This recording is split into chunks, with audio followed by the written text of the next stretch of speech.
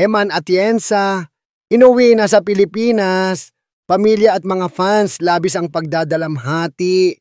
Grabe mga kaibigan, isa na namang nakakalungkot na balita ang nagpaiyak sa napakaraming netizens online.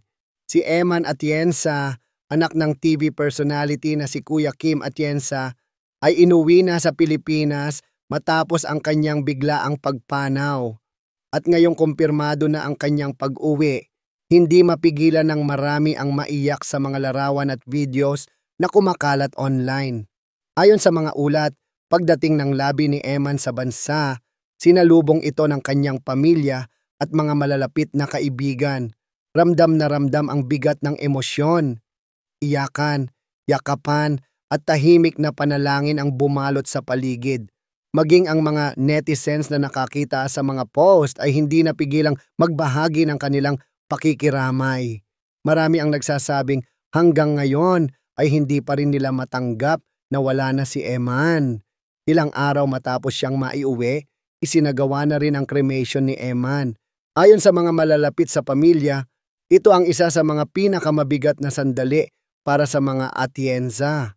Sa gitna ng lungkot, nanatiling matatag si Kuya Kim na patuloy na nagpapasalamat sa lahat ng mga nagpadala ng mensahe ng dasal at pagmamahal para sa kanilang pamilya.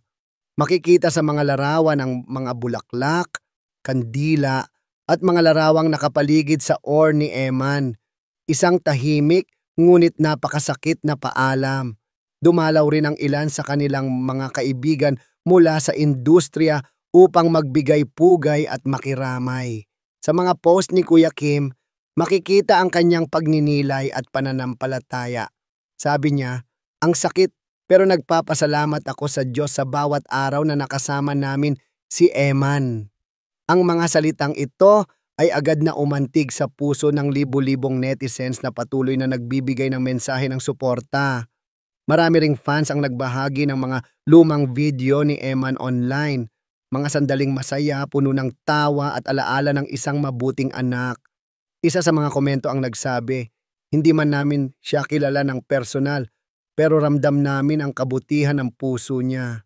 Ngayon, habang nananatiling tahimik ang pamilya Atienza, patuloy namang dumadaloy ang pagmamahal at pakikiramay ng publiko. Isa lang ang malinaw, hindi kailanman malilimutan si Eman Atienza.